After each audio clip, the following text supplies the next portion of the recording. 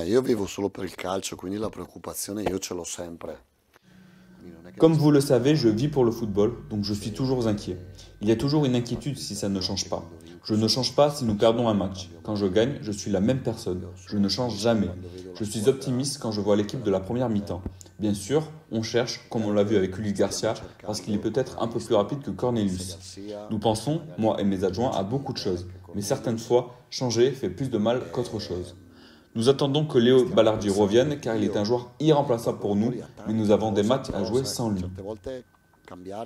Il ne faut pas pleurer, il faut lever les mains. Qui veut le plus jouer, va jouer. Et je crois qu'aujourd'hui, avant la première période, mes joueurs l'ont voulu. Et quand je dois dire certaines choses de mauvais, je le dis. Mais quand je dois être le premier à maintenir l'unité, je le fais. Nous voulons tous cette qualification en Ligue des Champions.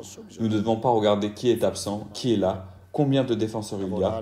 Nous ne pouvons pas voir qui manque, qui est là, combien de défenseurs il y a, si Luis Felipe est là ou pas.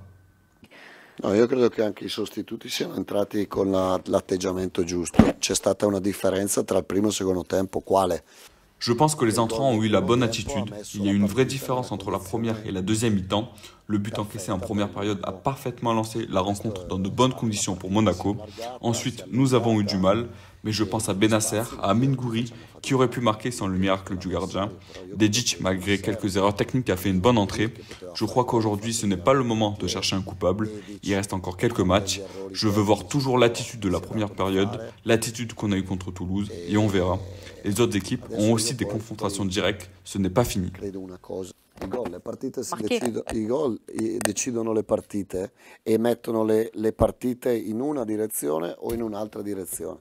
Noi abbiamo sbagliato un gol clamoroso con Luis Enrique, nel secondo tempo sull'1-0 Adrien Rabiot si è presentato. Un but, un but. Les buts mettent les matchs dans une direction ou dans une autre. On a eu l'occasion de Luis Enrique, une autre situation avec Rabiot à 1-0, et enfin une autre occasion avec Gouiri où on aurait pu relancer la partie.